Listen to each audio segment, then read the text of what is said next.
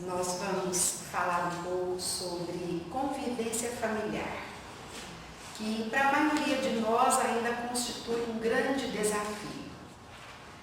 No Evangelho, capítulo 14, honrai a vosso pai e a vossa mãe, os Espíritos esclarecem que em família estão reencarnados conosco espíritos que nos são afetos, espíritos que são amigos, que são companheiros de outras existências e que estão junto de nós para nos auxiliar. Mas em família também encontramos os nossos inimigos de outras existências, os nossos perseguidores, os nossos desafetos. Mas ao contrário do que pensamos, a convivência familiar, ela não é difícil por conta dos desafetos. Ela é delicada por conta da nossa presença em família. Nós somos pessoas muito difíceis de conviver, porque adotamos determinadas condutas que em nada favorecem uma boa convivência familiar. E é em específico sobre essas condutas que nós vamos falar nessa tarde. Nós elegemos 3 condutas e vamos falar sobre elas. A primeira delas diz respeito à maneira como nós percebemos o nosso familiar, aquela pessoa que está reencarnada conosco em família.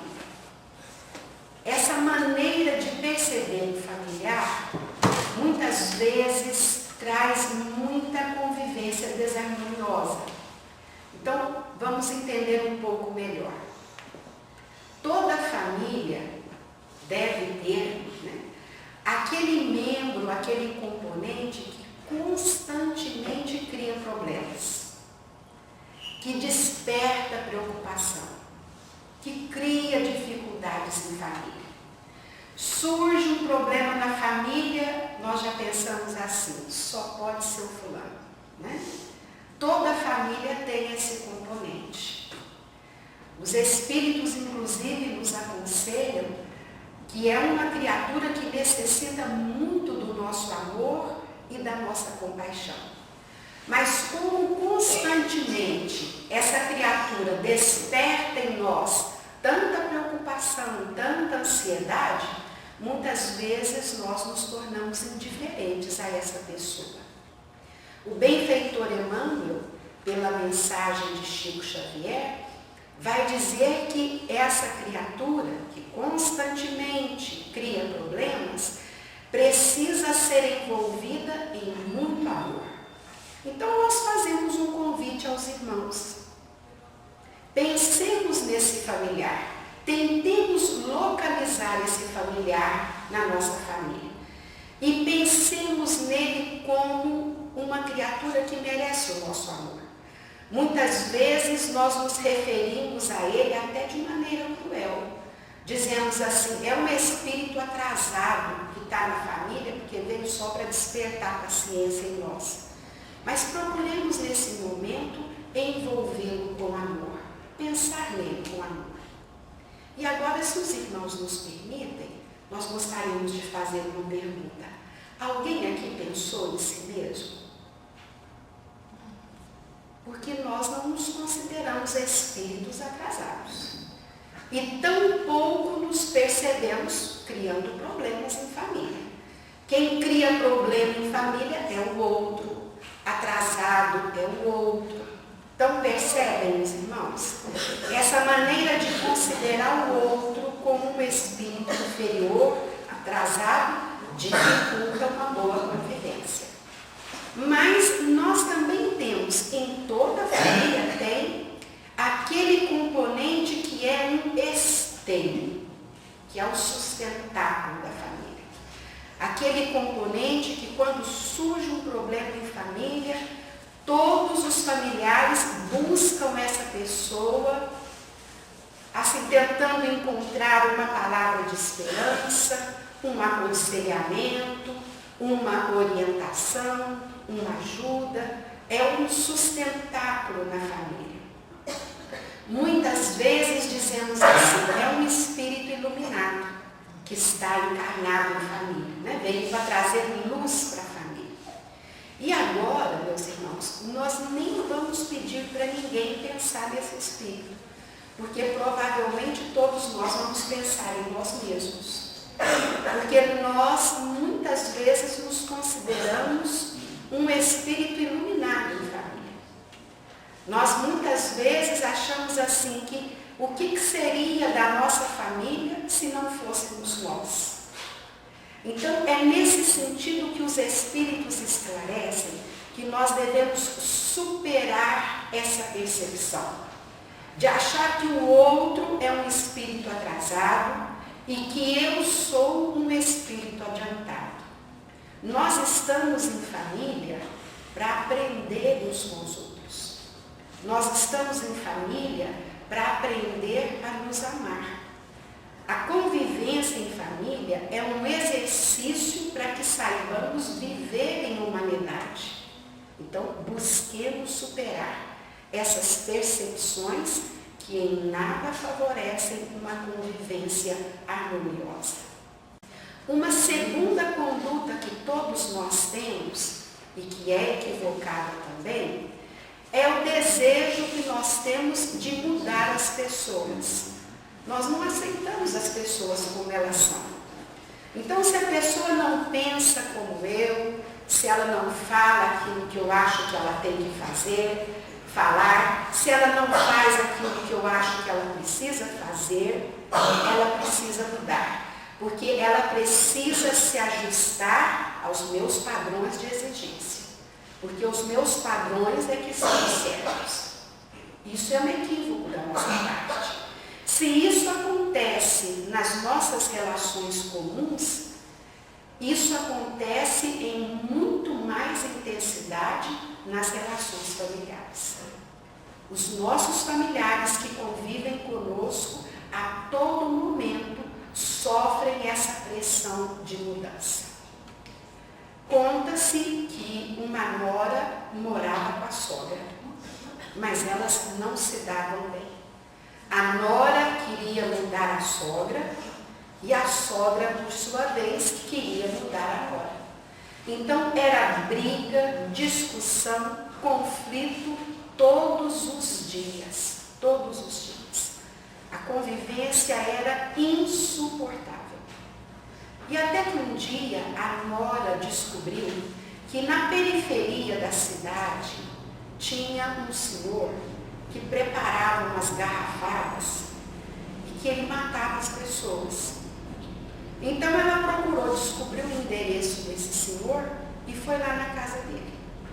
Chegou na casa dele, explicou toda a situação, falou que odiava a sogra, que a sogra era uma pessoa que não mudava o comportamento dela e que se ela não matasse a sogra a mataria de raiva. Então ele precisava ajudá-la. E ele disse, olha, realmente eu faço aqui uns venenos, né, umas medicações aqui e é capaz de matar a pessoa, mas eu preciso que a senhora me responda uma pergunta com muita certeza. Ela disse, pois não. A senhora tem certeza que a senhora quer que a sogra da senhora morra? Ela disse, é a única certeza que eu tenho. É a única coisa que eu desejo, que ela morra. Porque se ela não morrer, eu é quem vou morrer de disgusto. Ele disse, tudo bem, eu estou perguntando para a senhora, porque esse veneno, uma vez iniciado, ele não tem nada que corte o efeito. Então a pessoa não pode arrepender. Então a senhora tem que dar certa de que essa pessoa precisa morrer. Ela falou, o senhor pode ter certeza. É isso que eu desejo. Então ele foi lá dentro, trouxe um vidrinho, um conta-gotas, entregou para ela e disse, olha, a senhora vai pingar uma gota desse veneno. Pode ser no café, na água, no suco, no bolo, na refeição, onde for. Ele não altera o gosto do alimento. Ele é um veneno sem sabor. Então a senhora vai pingar uma gota por deixa vestígio no corpo. Então, quando a sua sogra morrer, que forem fazer lá os laudos, né, para dar o atestado de óbito, vai aparecer que são causas naturais, porque o veneno não deixa vestígio no corpo. Ela disse, ótimo. Mas ele disse, mas eu vou pedir um favor para a senhora. É o que eu peço a todos a quem eu vendo esse veneno. Ela falou, pois não. A partir do dia que a senhora começar a pingar esse veneno, a senhora começa a tratar bem a sogra. Porque quando ela falecer, ninguém vai suspeitar que foi a senhora que matou a sogra. Muito pelo contrário, as pessoas vão dizer assim, nossa, mas agora que elas estão se dando bem, a sogra foi falecer. Então é só para que nós assim não tenhamos nenhum problema com nenhum tipo de suspeita. Ela disse, eu compreendo. Ele falou, a senhora pode fazer isso? Ela falou, posso. E assim foi. No outro dia, ela preparou o suco que a sogra gostava. Pingou uma gota do veneno. Ofereceu para a sogra bebeu, agradecida. No outro dia, ela preparou o prato que a sogra adorava. Pingou uma gota do veneno. A sogra comeu todinho, agradeceu. Ela saía, comprava uma blusinha, pingava uma gota lá na água da sogra, oferecia a blusa para a sogra. E foi assim, cada dia que ela pingava uma gota do veneno, ela também fazia alguma coisa de bom para a sogra. E isso foi desarmando a sogra. A sogra se sentiu na obrigação de retribuir todas aquelas gentilezas. Então a sogra também começou a tratá-la bem. E nessa relação, elas começaram a desenvolver uma relação de muita amizade, de muita admiração. A nora começou a concluir que a sogra não era uma pessoa tão má assim. Até que ela era uma pessoa boa, ela até tinha muita afinidade com a sogra. E elas desenvolveram essa relação amistosa, harmoniosa. Mas certo dia, à noite, a nora preparando-se para dormir, ela pensou, eu gosto da minha sogra. Minha sogra até que é uma pessoa muito boa, mas ela pensou, eu estou dando o veneno todos os dias para ela. Ela vai morrer. Eu estou assassinando uma pessoa que eu estou descobrindo que eu gosto. Então ela foi lá no armário do banheiro, onde ela escondia o veneno, olhou contra a luz assim, tinha só um tracinho. Ela falou, meu Deus, eu vou matar minha sogra. Eu não posso fazer isso. Quando foi no outro dia, cedinho, ela foi lá na casa do senhor que tinha vendido o veneno. Quando ela entrou, o senhor olhou para ela e falou, e aí, a sogra já morreu? Ela disse, não, eu estou arrependida. Eu não quero que ela morra. Eu descobri que ela é uma pessoa muito importante na minha vida. Aí ele disse para ela, a senhora se lembra a primeira pergunta que eu fiz para a senhora?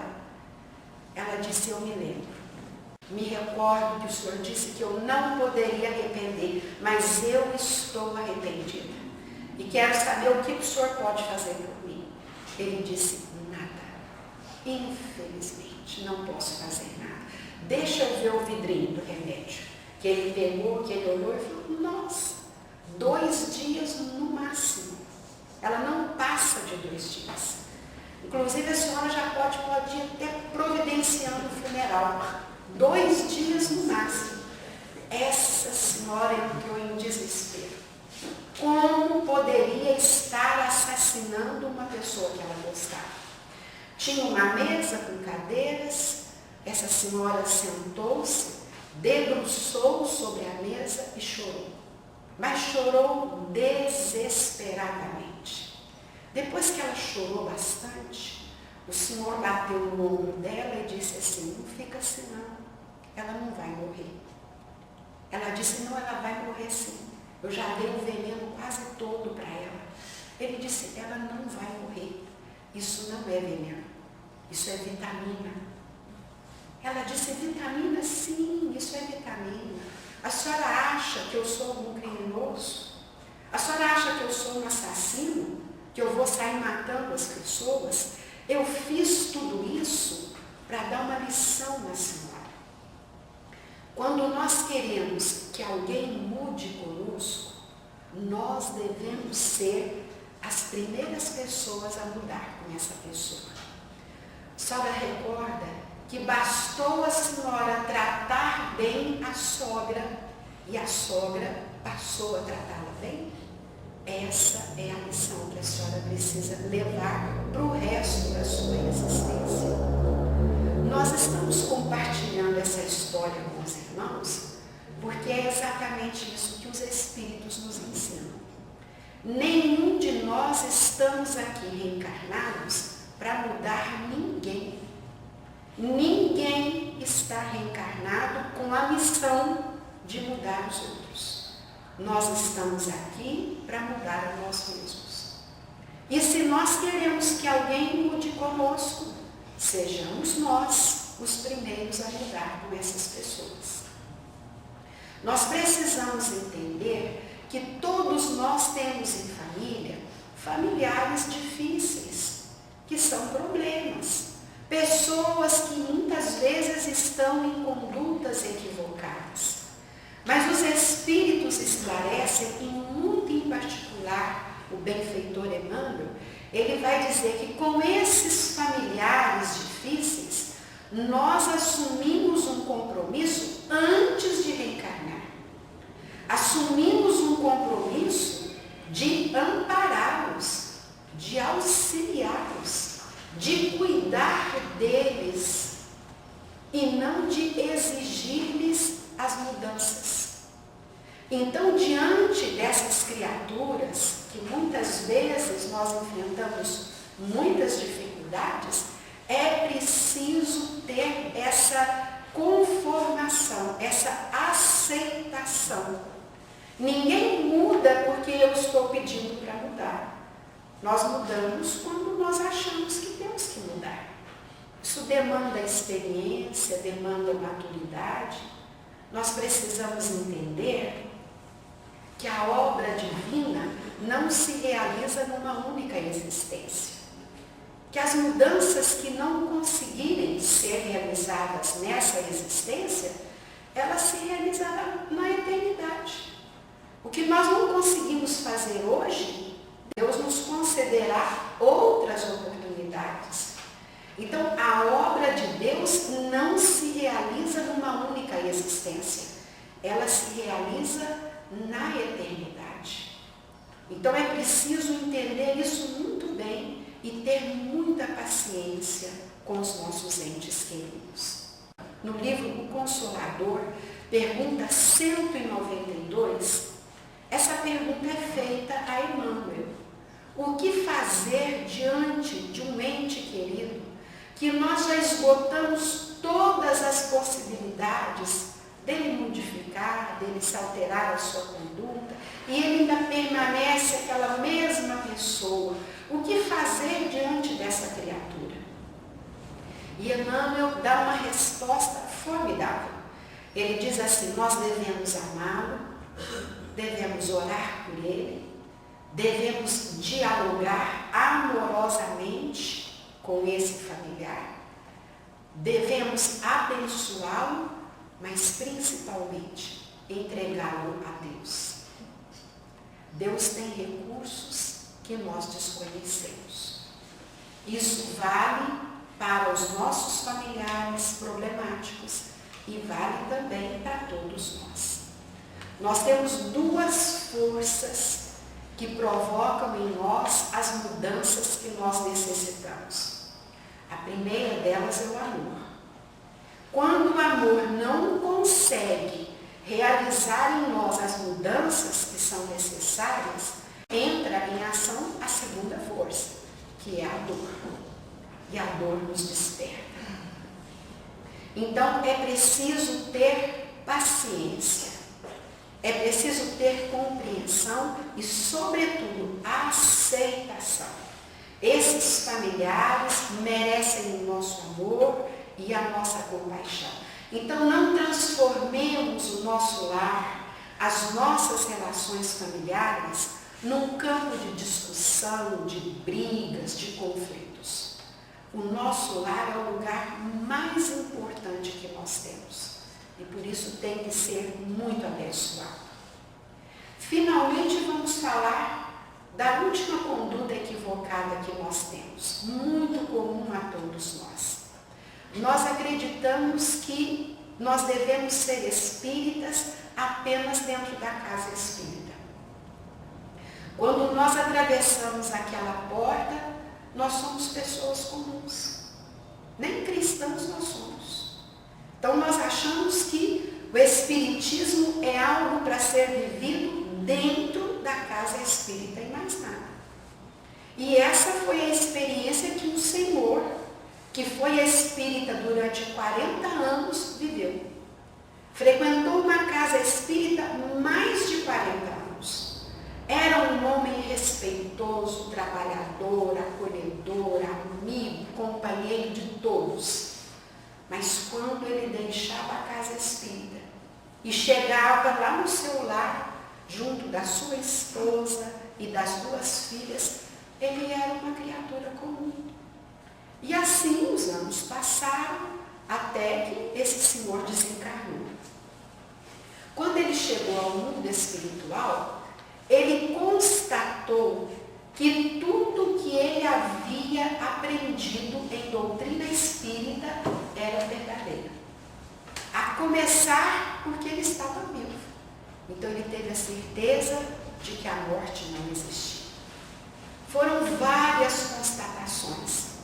E ele pensou, eu preciso voltar lá na minha casa e dizer para minha esposa e para as minhas filhas, para que elas sejam espíritas, que elas aprendam o que o espiritismo ensina.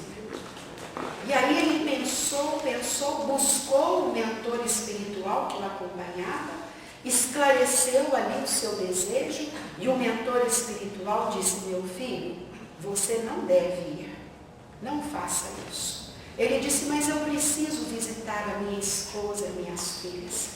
Eu preciso dizer da minha saudade, do amor que eu sinto por elas, mas principalmente eu preciso pedir a elas que sejam espíritas. E o mentor insistiu, você não deve ir. Mas ele desobedeceu e veio para a casa dele. Obviamente veio em espírito, porque ele estava desencarnado.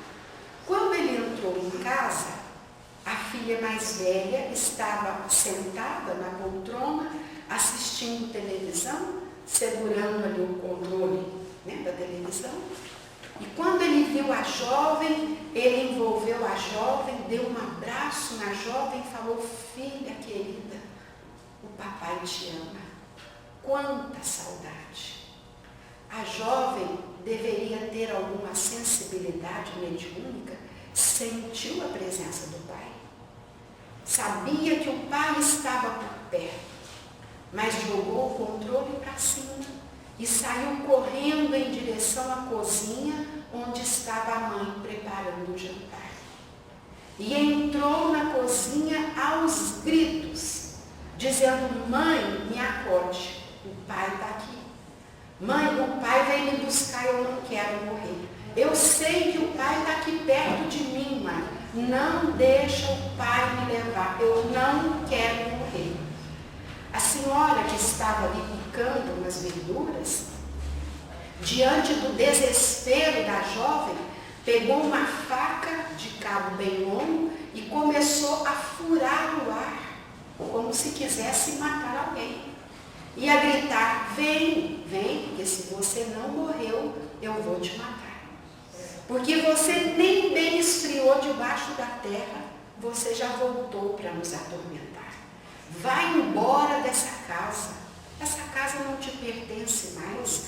Agora que nós estamos tendo paz, não volte para cá, vai embora daqui. Aquele homem que tinha ido àquela casa para dizer que amava a esposa e as filhas, para pedir a elas que frequentassem o centro espírita, estava sendo escorraçado da própria casa. Foi tomado por uma tristeza infinita, mas adquiriu ânimo e coragem e foi visitar a filha caçula, que estava no quarto. Quando ele entrou na porta, aproximou-se da porta do quarto, a jovem estava em cima da cama, segurando um crucifixo imenso. E girando esse crucifixo para todas as direções, ela gritava: vai embora daqui. Ela tinha ouvido os gritos da mãe e da irmã. Então ela estava ali apontando o crucifixo e dizendo: vai embora daqui, volta para as trevas. Aqui não é sua casa, não é seu lugar. Volta para o inferno é seu lugar. Então aquele homem que tinha ido visitar a família para dizer que amava a esposa e as filhas, para pedir a elas que frequentassem uma casa espírita, não apenas foi escorraçado, mas foi também exorcizado pela própria família. Foi tomado de um profundo abatimento, mas tão profundo que a espiritualidade teve que resgatá-lo e levá-lo para o mundo espiritual novamente. Lá chegando, o mentor espiritual disse para ele: entendeu agora? Por que você não deveria ter ido? Ele disse: mas eu fui para dizer que eu amava. Ele disse: meu filho, presta atenção.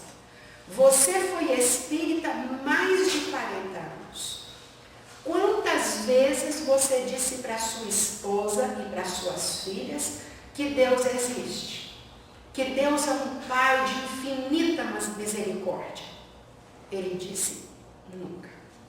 Meu filho, você foi espírita há mais de 40 anos. Quantas vezes você disse para a sua família que a morte não existe? E que aqueles que morrem podem retornar e se comunicar com os que estão vivos? Ele disse: nunca. Meu filho, você foi espírita há mais de 40 anos. Quantas vezes você sentou com a sua esposa e com as suas filhas e vocês oraram juntos um Pai Nosso? Ele disse: nunca. Meu filho, você foi espírita há mais de 40 anos. Quando foi que você disse para sua esposa e para suas filhas que você as amava? Ele disse: nunca. E aí ele disse: meu filho, nós não colhemos onde não semeamos. Nós estamos compartilhando essa passagem porque a história desse Senhor pode ser a nossa história. Nós estamos aqui no centro há quanto tempo e precisamos compartilhar com os nossos entes queridos aquilo que nós aprendemos. E alguém aqui poderia dizer: quer dizer que eu tenho que chegar na minha casa agora e converter os meus familiares ao Espiritismo? Absolutamente. A doutrina espírita não trabalha com conversão. Nenhum dos irmãos aqui, quando chegaram nessa casa, foram convidados a se converter ao Espiritismo. A nossa doutrina nos convida a nos convertermos a Jesus. Porque se não formos cristãos, nenhum de nós será espírita. Mas é preciso que dentro do possível nós compartilhemos com os nossos entes queridos o banquete espiritual que o Evangelho nos concede. Falemos para os nossos entes queridos desse Pai maravilhoso que nos acolhe, que nos abençoa. Falemos de Jesus, falemos da oração, falemos que não acreditamos na morte, falemos da caridade, da paciência. Vamos compartilhando esses ensinamentos. Isso é muito importante, sem exigência, sem imposição, sem discussão, mas sempre que possível, façamos isso. Conversemos amorosamente com os nossos familiares. Mas alguém aqui poderia dizer: mas você fala assim porque você não tem o familiar que eu tenho. Se os meus familiares me amassem mais, se os meus familiares me perdoassem, se os meus familiares tivessem mais paciência comigo, a convivência familiar seria muito melhor. Meus irmãos, busquemos o Evangelho de Jesus.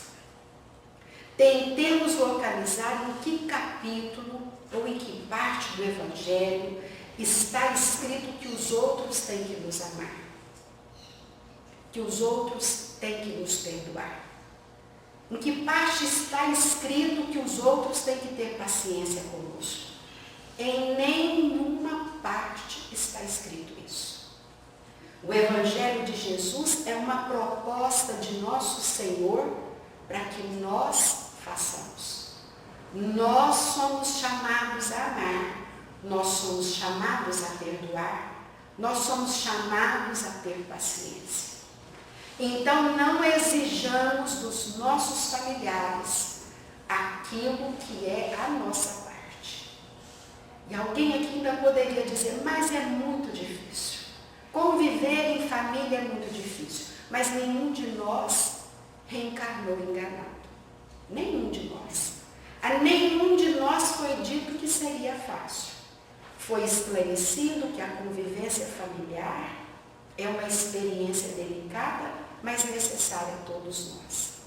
Nenhum de nós está reencarnado por acaso. A nossa reencarnação foi detalhadamente programada e as nossas necessidades morais atraem para nós os familiares que estão convivendo conosco. Então não existe acaso, nós não estamos com quem não deveríamos estar. Nós estamos convivendo com exatamente com aquelas pessoas que nós precisamos. Então, o desafio, meus irmãos, não é a convivência familiar. O desafio é amar. Porque o amor não cria problemas. O amor ajuda a superá-los. Então, superemos essa percepção de que o outro é um espírito atrasado. E eu sou um espírito adiantado. Isso não favorece uma boa convivência familiar. Procuremos aceitar o nosso familiar como ele é, né? Aceitando com as suas dificuldades, com os seus problemas. E procuremos nos esforçar para viver o que nós aprendemos do Evangelho de Jesus dentro dos nossos lares. Somente assim a convivência familiar será equilibrada e harmoniosa. Mas pedimos licença aos irmãos para ler um poema de Maria Dolores, psicografia de Chico Xavier, intitulado Família e Vida. E ela diz assim: família é o ponto de encontro que a vida em si nos oferta, para a conta viva e certa do que se tem a fazer. Às vezes indica empresas de amor, renúncia e talento. De outras é o pagamento de débitos a vencer. No lar ressurgem afetos, dedicações incontidas, riquezas em luz de outras vidas, no tempo a se recompor. Mas também dentro de casa é que o ódio de outras eras abre feridas austeras, reconduzindo ao amor. Vemos pais largando filhos com desprezo e indiferença, e os filhos em turba imensa combatendo os próprios pais. Parentes contra parentes, lembrando aversões em brasa, unidos na mesma casa, sob direitos iguais. Se sofrimento em família é o quadro em que te removas, tolera farpas e provas, aceitando-as tais quais são. Não fujas, suporta e avança. Seja tolerância aonde vás. A segurança pede paz. E a paz é a luz do perdão. Que Jesus nos abençoe.